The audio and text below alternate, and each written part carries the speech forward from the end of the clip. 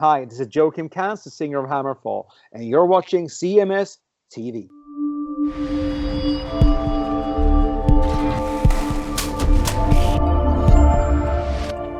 But I ran into her at the NAMM show. She was, sitting basically right in front of me, and I went over and talked to her for a couple of minutes and grabbed that photo with her.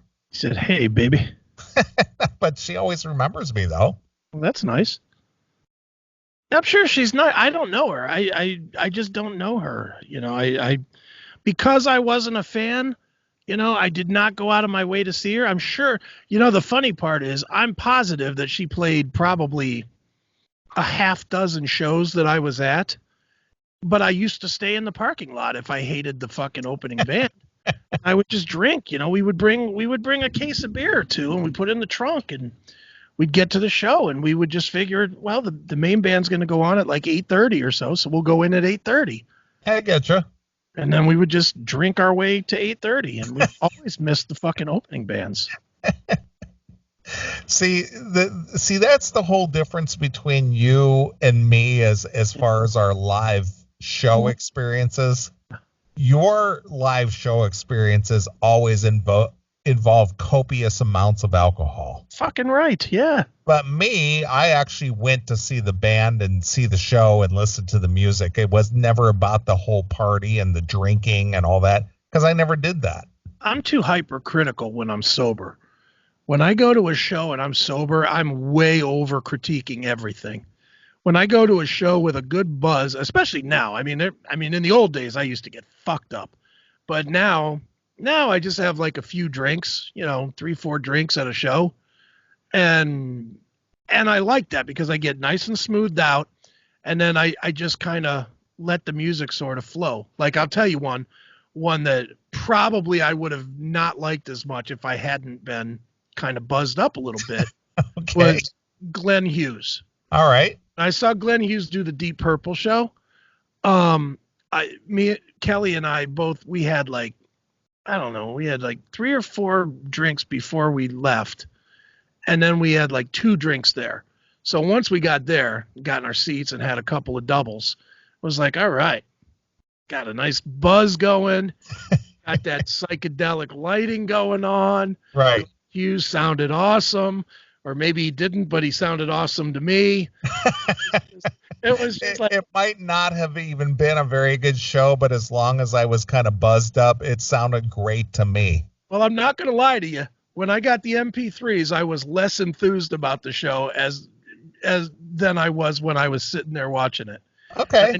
And I know that has a lot to do with the amplification and everything else, but I was in a good mental head place, nice, mellowed out, just chilling out, watching some Glenn Hughes and was like, fuck yeah, this rocks, but that's how I like it to be. I like having just a little bit of a buzz going when I go to any of that stuff, or else I get bored. I do. I get bored at shows a lot now because I've been to too many shows, and you've probably been to them too, but there is a thing about once you've been to like 1,000 fucking concerts, the minute it's not great, it's awful at least to me. Right. Like, if I see a band and I'll use Tesla as an example, and I don't really have a reason. I'm just picking them out of the hat. If I see Tesla today, let's just say they were playing here tomorrow, and I went to the show and the first 4 or 5 songs sucked or just were not great. They just didn't sound great. I would leave. I would not stay. I'd be like, fuck this. They lost it. I'm out. Because I've seen them so many times that I've seen them be great. So now I almost can't see them be average. Are you like that or no? Yeah, well, I agree with that. And there's very few shows that I've left. I can basically count them on one hand. Mm-hmm. But Poison was on their tour with, it was Poison, Damn Yankees, and Firehouse. Okay. Stayed through Firehouse. They didn't give them any amplification that kind of sounded like a garage band. Okay. Because they basically didn't get any effects at all. Right. Damn Yankees came out, just ripped the place, ripped the roof off the place. Right. They were fantastic. Then Poison came out, and they just shoved all the faders up to 15. And it sounded like a roar. I mean, it was terrible. It was at Blossom Music Center. This was like 1993 or 94. Yeah. I'm gonna think it was 94. Was it Richie Kotzen era, or was it? It was the Kotzen era. Yeah. Okay. And it was so bad, I couldn't stay through about the third song, and I left. Wow. It was just that bad. It was unlistenable. Why did you go to see Poison? No, I went to see Damn Yankees. Okay. Yeah. I was gonna say, why would you even stay? They were their second record at that point. Yeah, okay. So yeah. I mean, I would have stayed to see Damn Yankees, but I would have left the minute they did. Damn Yankees was fantastic. Sure. And then Poison came out, and like I said, about the third song in, I was just like, I'm fucking out of here. Right. Yeah. So I left. Yeah. And the other show that comes to mind that I went to see Zakk Wylde. Mm-hmm. And he was playing the House of Blues, and I went there, maybe stayed 4 songs at the most. Yeah. And I was just like, can't take this. I'm out of here. Too loud and too many people. Yeah, that's basically what it was. I've walked on Zakk before. And it was just like, I can't take this. I've walked out on Zakk before, same reason, at House of Blues. And I didn't, he was just here, last week or something, and I didn't go. And the reason I didn't go is because he played fucking House of Blues, and I hate the room. Mm-hmm. I can't see, they always oversell it, and then you gotta fight to be crammed together, and I'm not gonna do that anymore. I'm just not doing it. But dude, I've walked out on dozens of bands. I've walked out on Judas Priest a couple of times. I've walked out on Skid Row, the current Skid Row, or the Solinger Skid Row. I guess that's not the current Skid Row. That's like 2 Skid Rows ago. I walked out on the Solinger era once. Walked out on LA Guns when they played. Remember that show they played? I think you were at it, and I walked out on it. It was they were playing for like $10 at the Revolution or something. And it was like our friend Annette was like calling it her birthday party or something. Yeah, I remember that. Remember that? And they were just terrible. In fact, I've walked out on LA Guns twice, because I walked out on that, and I walked out at the Odeon when they did the American Hardcore. Oh, yeah, I didn't stay for that either. That's another one. I actually did walk out on that one. Walked out on that. Walked out on Ozzy when it was Ozzy, Korn, and Deftones. Yeah, that was at the Gund Arena. Yeah, I watched the first 2 waiting to get to Ozzy because Zakk was playing, and it just got to be Ozzy came out and he sounded like shit, and I was like, you know what? Fuck this. Yeah, what was that album? It was See You on the Other Side was on that record. Osmosis. Yeah, Osmosis. I went to that. Yeah, he stinks. I've obviously walked out on several festivals early. The festivals, I almost never stay for the headliner for the festivals, because if I've been there since noon, I don't give a shit who's headlining. It better be somebody I've never seen before, and they're my favorite band ever. Because after 12 hours of sun and fighting in the mosh pit and everything else with people, I'm just done. I'm roasted. I don't want any more of it. Just let me go home. So, yeah, I've walked out on a shit ton of bands. I've walked out on Megadeth. It was Megadeth, maybe Coal Chamber and somebody else. I think I was with you and I walked out. In Akron? Was that Akron? Yeah, that might have been at the Rhodes Arena. It was a smaller room. I know that. It might have been Rhodes. But I left that show because I got bored with Megadeth. Mustaine was just kind of standing in the middle of the stage, bobbing his head and fucking playing. And I was like, all right, I'm bored with this. I'm out. Done. But again, a big part of it for me is that I've seen all these bands how many times? Yeah. And then I agree with you. When you see them at the top of their game and then you see them in a diminished form, you're not interested anymore. Yeah. Well, it's, the Metallica thing is a prime example. Metallica, they were untouchable. And even if you're not a Metallica fan, if you saw them from 82 to 90, about 94, they were untouchable live. They were as good as anybody ever has been live. Just ferocious. And then I saw them the one year. I actually have the poster on my wall in the other room. It was Metallica with Jerry Cantrell and Tantric were the bands. And right away, that tells you that's a bad Metallica show. Well, that Tantric used to be what, Days of the New? Days of the New. Without Travis Meeks? Yeah, just fucking shit. And then, Alice in Chains guy. And that wasn't bad. It wasn't bad. It was him and Chris DeGarmo, which was pretty cool, actually. But Metallica came out, played a dull show of all new stuff. Then they finally get to the point where they're like, all right, we're going to play some old stuff. Who wants to hear the old shit? Everybody's, fuck yeah. They fucking come out, bring out stools. They sit on the fucking stools and do acoustic versions of like Fight Fire with Fire and, Kill 'Em All. And I was like, what the fuck is this, Phantom Lord? I was like, what is this shit? And then they went back to playing, like Enter Sandman and Sad But True. I was like, fuck this. This stinks. The only reason I didn't leave that one was because I wanted to get an autograph from Omar Vizquel, who was sitting next to us. So I waited till the end of the show, got my autograph from Omar Vizquel, and then left in fucking sulking sorrow.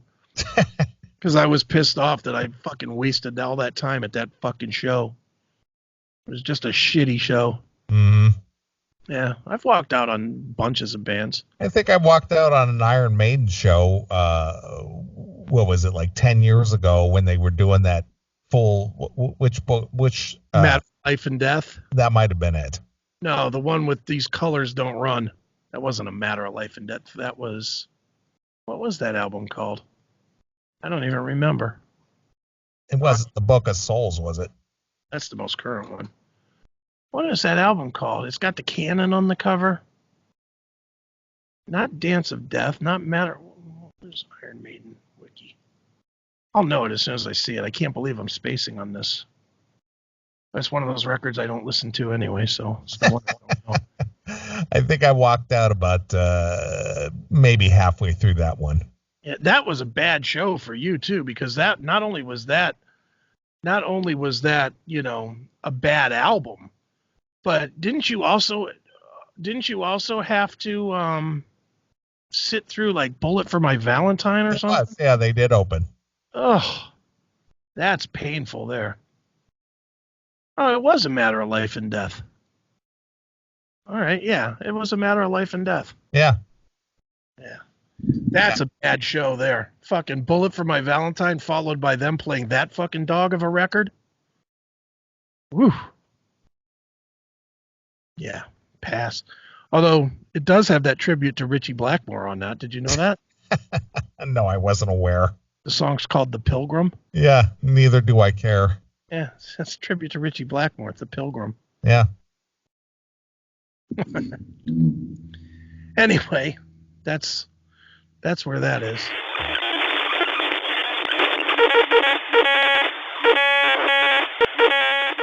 Just because we have a microphone and just because we can be seen on TV does not mean we're right. Or credible. Or credible or honest or anything.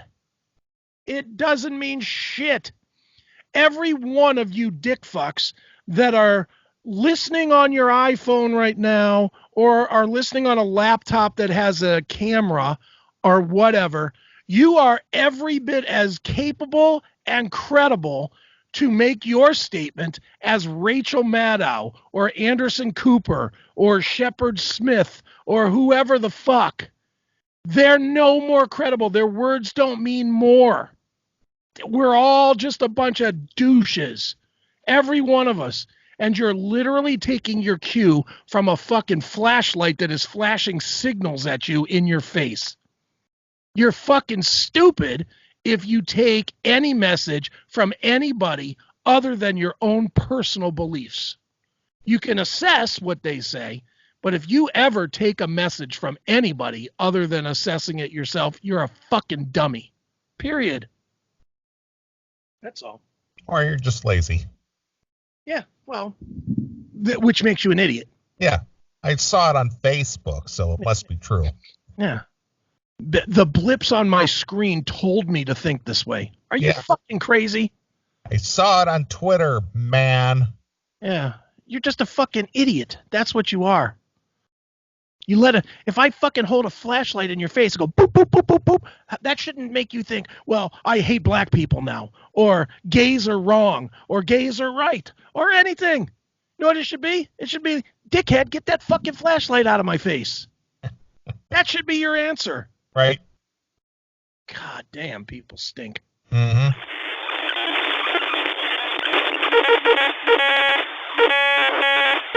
This is Lane in California. Hi, Lane. Hi, how are you? Great, thank you. Yeah, so I'm calling with my friend Aiden, and we had a question for you. Okay. We want to know if you heard anything about the rumored Van Halen tour, if anything ever came of that. No, nothing ever came of that. Did they come to your town? Yeah, run. Go get your tickets, dude. I did get an email today about Van Halen. Okay. Our good friend Skippy sent an email today. Sent me an email. Yeah. And said that looks like Chris could be right. Sounds like Eddie might not be long for this world. Yeah, that's what I keep hearing. Yeah, there was a story out there. Again, this is all, who knows how truthful or how factual this is. Mm-hmm. Rumors swirl that Eddie Van Halen is very ill and suffering from an unconfirmed illness. Those close to him said, including one particular woman who recently made it a point to visit him for what they fear may be the last time. Sources tell gossip writer AJ Benza that Van Halen has gotten some visits from his ex-wife Valerie Bertinelli, who split from the 64-year-old rocker in 2002 after 21 years of marriages. Sources say she jumped at the chance to see if there was something she could do to make his day any easier. Mm-hmm. She's just the type, warm, loving, compassionate person, the source said about Bertinelli, who went on to wed some financier guy. Mm-hmm. When she left Eddie, when they were together, she was always cleaning up after him, straightening up his tie, or helping him comb his hair, blah, blah, blah. Helping him comb his hair? Yeah, that's what it says. What's wrong with him? He couldn't comb his own hair? Well, apparently not. Okay. So basically that's the rumor. All right. According to AJ Benza. Well, and he's always a fucking solid lead, so. He did have that show back in the, what was it, in the 90s into the early 2000s. What was the name of that show he had? I just remember from Stern. What was the Hollywood Tragedies or something? He would tell these Hollywood stories or True Hollywood Story or something. I don't know. I don't remember. Look him up real quick. AJ Benza. It was on. It was actually a pretty good show. It was kind of a shorter show, but he would always talk about these tragic stories of actors and people in Hollywood who ended up tragically killed or dismembered or fucked up or something. Benza. Let's see. I just remember him fighting Stuttering John. Didn't he fight Stuttering John? Yeah, I know that they got into it about something. Mysteries and Scandals? That's the one. Okay. That was actually a pretty decent show. Can't say I ever saw it. I actually enjoyed that show. It's on YouTube. You can watch the episodes. Okay. I'll have to look for that. Yeah, obviously it wasn't as in-depth or detailed. It was sort of like the cliff notes of tragic stories of people in Hollywood. Okay. But not bad. He did a pretty good job hosting that show. But yeah, it's on YouTube. You can look it up. Yeah, I'll look it up. But anyway, that's the rumor from AJ Benza that Eddie Van Halen is not doing so well. Okay.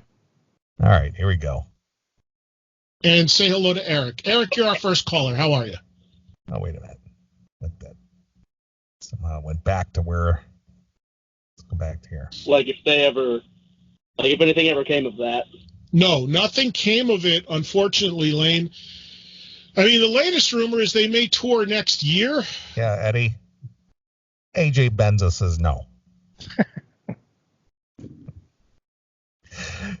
But it's the same thing. Every single week, every show I do, people ask me about Van Halen. And there's just Really? Every show you do, people ask you about Van Halen? Every week. Really? Is that the same one who always asks you every day about Vinnie Vincent? Same people. They want to know those two things. All right. no real news. There really isn't, Lane. I know the fans are desperate for any information at all. They're a band that doesn't talk, doesn't do interviews, just have no idea what's really going on there. So saying anything is speculating, but there was talk about stuff this year, but now, if anything, maybe next year, but we really just don't know. I've heard a lot of different things. I've heard that maybe Eddie Van Halen isn't exactly doing well health-wise. I've heard that maybe they bring Michael Anthony back at some point. Apparently, Wolfgang Van Halen was on a TV show with his mother recently, who, of course, is Valerie Bertinelli. Thank you, Lane, for the call. And they talked about his new record coming out. My mother actually told me this over the weekend. Oh, my. Well, breaking news. Eddie Trunk's mother breaks a story. They tried to talk to Eddie Van Halen and say, hey, Eddie, are you planning on touring next year? And all they got was, I don't think so. Are you? I don't know what show Valerie Bertinelli has now, but apparently, according to my mom, Wolfgang Van Halen said that his record was coming out like imminently. He said what? Imminently? Imminently. It's kind of a weird. Okay. Then we went to Eddie Van Halen, and he said, "Yes, the good monkeys. You're one of the best things. I love it." All right. Which I haven't heard anything about. I haven't been. What? Nobody has told me anything about. What? What do you mean you haven't heard anything? Come out soon. Wolfgang Van. Are you gonna get him on the show? Man. When Eddie doesn't know, you know that there's no truth to any of this. I know. I'm gonna tell him I'm saying Wolfgang Van. It's going great. All right, thanks, Ed. Welcome, man. Anytime. I fucked us here again.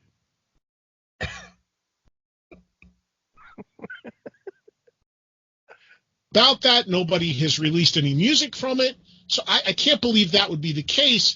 I also don't know why he would be doing any sort of press promoting the record unless it is just going to drop and come out like any day. Is everybody waiting for this or what? The big Wolfgang Van Halen solo record? I don't know if anybody's lining up for that or saying, when is that going to come out? God damn it. Stop teasing us. Yeah, nobody wants to hear that. I mean, Van Halen people will buy it, but nobody's sitting around hoping for that record. I mean, what would their expectation be? Brilliance. Really? Well, because Eddie has always said that Wolfgang is a better player than he is. So what? Yeah, that's his dad. What's he supposed to say? Yeah. He's not as good as me. What's he going to say? I mean, come on. I mean, what would the expectation be for a Wolfgang Van Halen solo record? To go, man, I can't wait to get that because why? Mm-hmm. I don't know. I mean, is he some phenomenal guitarist? Is he a great singer? Does anybody know his work? Well, we saw him with Van Halen, Okay. and I think didn't he play some gigs with Mark Tremonti at some point? I don't know. I think he did that. Okay. Yeah, I don't know. It's just because the names, because it'll be any release that has the words Van Halen on it. Okay. That's why. Honestly, that's why. Yeah, that's just a dumb reason why. But no, dude, it's just like it's a dumb reason to go see a fucking shitbag show with shitty David Lee Roth, but people line up to do it. Why? Because they'll say Van Halen on the ticket. Well, yes and no. Yes and no. Yes and no. David Lee Roth is trash. I'm not saying he's a good performer or he sounds great, but he does have a body of work that people are familiar with. Yeah. A broken body of work. Well, regardless of how good it is or not, the fact remains he has a body of work. Yeah. Well, Wolfgang Van Halen has no reputation whatsoever. Wait a minute. What about Different Kind of Truth? Didn't he play on that? I don't know, because what I understand is those were just some rehashed songs that they did umpteen years ago. I thought he played on it. Well, he may have. I don't know. But point is would you know that was Wolfgang Van Halen playing bass on that? Yes, of course. How would you know that? Because didn't I know it when of course it is Wolfgang Van Halen playing bass. Okay, but does he stand out as something special on that? First time I heard it, I was like, fuck, those bass tracks and those backing vocals. That makes it. Sure. That makes it. She's the woman. Yeah. That's Wolfie at his finest. Yeah, I'm sure. This guy's a talent. Mm-hmm. That's what I thought. Sad that you didn't. Big fan. I guess. All right. So I really don't know what's going on there. I don't know what the exact release plans are for his record. And well, you better get on the stick and find out for us, Eddie. God damn it. I tune into your show for factual information, so get on it. Yeah, he's probably sitting by the phone waiting for you, Ed. Yeah. Just have a call, Ed to Ed. Hello, Eddie? Yes. What are you doing? I'm looking on the record. What are you doing? Want to hear some of it? Can't play for right now. But Wolfie's record. It'll be good. I promise it'll be good. All right. Thanks for the call, Ed. Hey, no problem, man. Okay.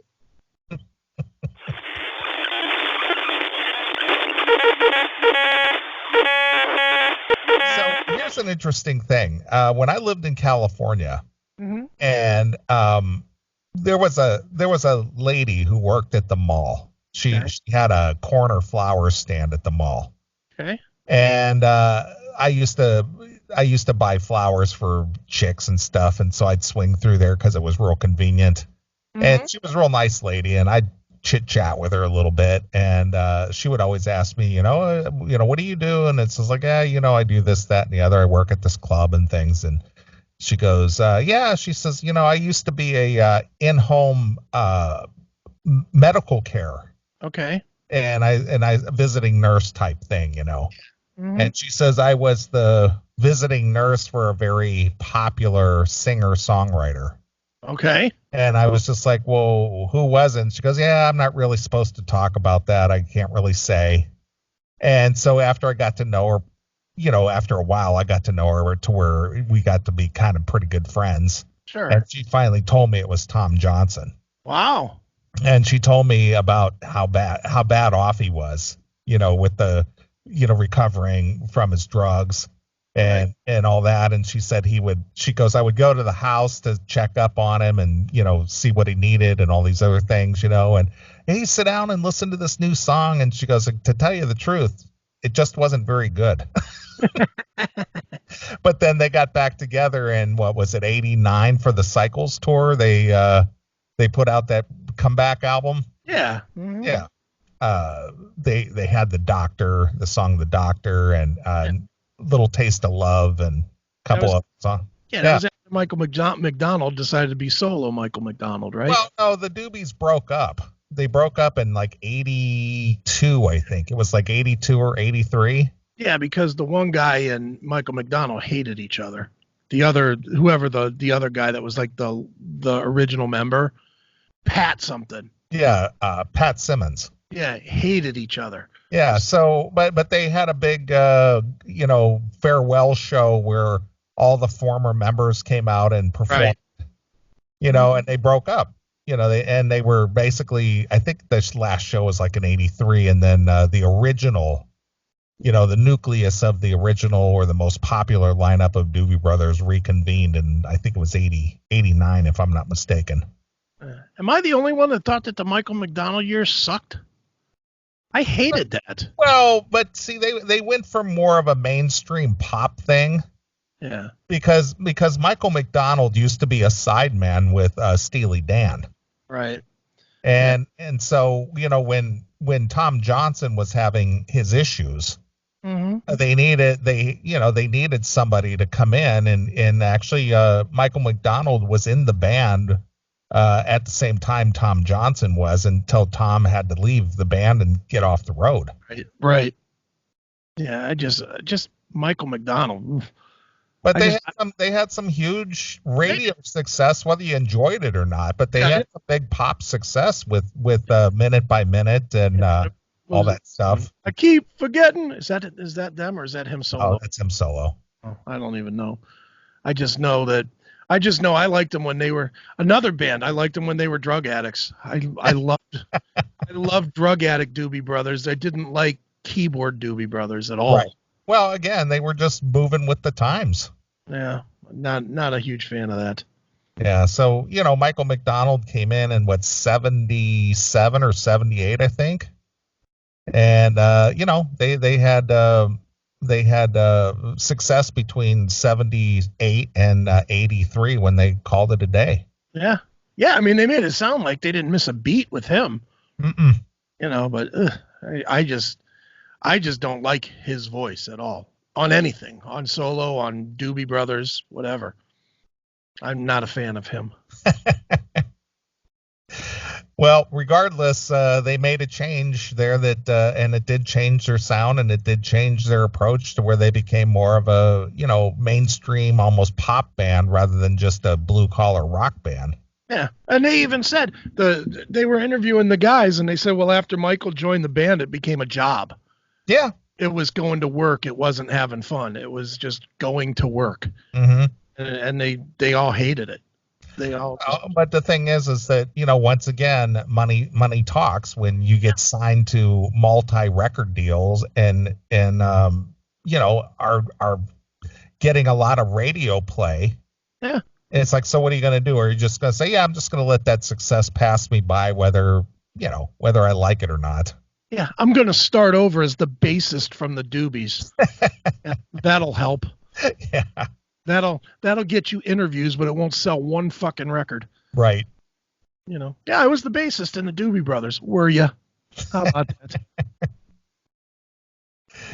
Well, anyway, it's fun. I do enjoy those documentaries, and if I come across one that I have not seen before, or I wasn't familiar with the band, or I know who they are but I know very little about them, I'll always watch it. Yeah, I do too. If I have one song that I like by them, I'll generally watch it. And even if I don't like them, I'll watch them. Just to see how fucked up people get with their careers and stuff. They just piss everything away. It's just like, man, you worked so hard to get to that point. Mm-hmm. And then you just pissed it away. The music business is definitely full of savages that just fucking steal. It's like I wouldn't want to work with anybody that had worked with anybody. They've all stolen from all of these bands, every single one of them. Of course. Every story's the same. The manager or the accountant stole all the money. Yeah. Well, don't hire those guys. Well, but you see, when we have musicians on the show who talk about their contracts and stuff, especially when you're young.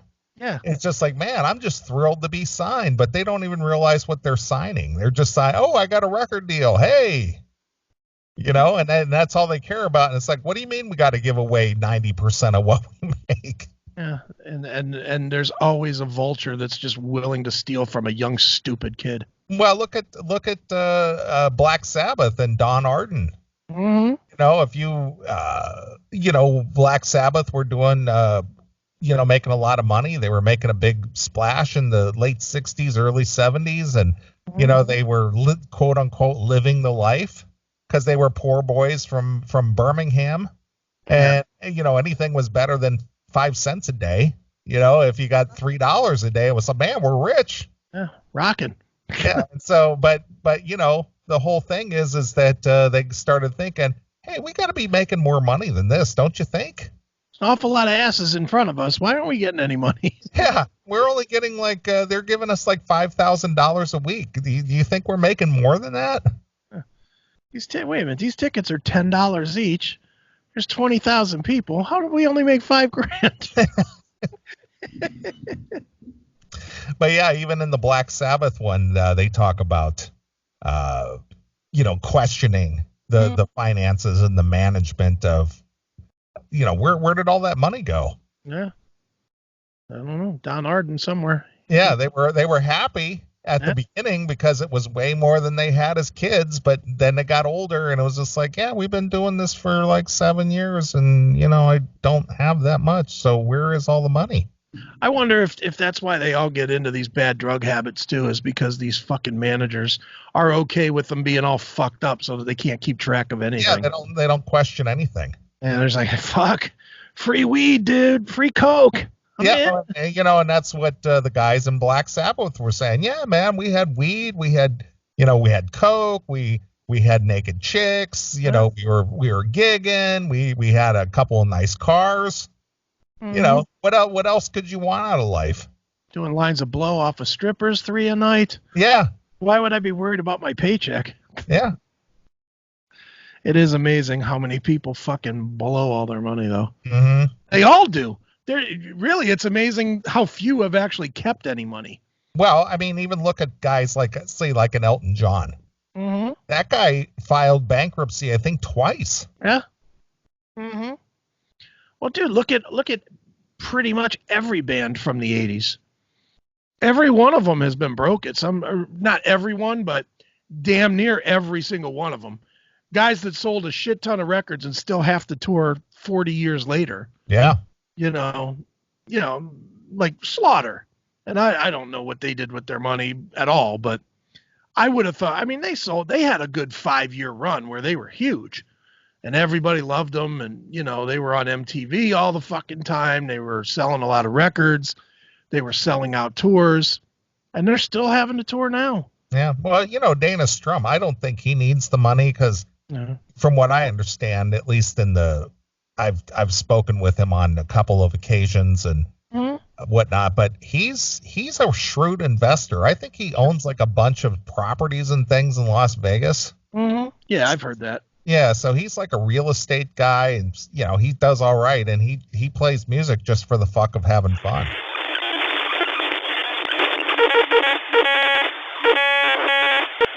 And before I go, shout out to the Classic Metal Show. I did an interview on there yesterday. Dudes are intelligent, awesome, prepared, funny.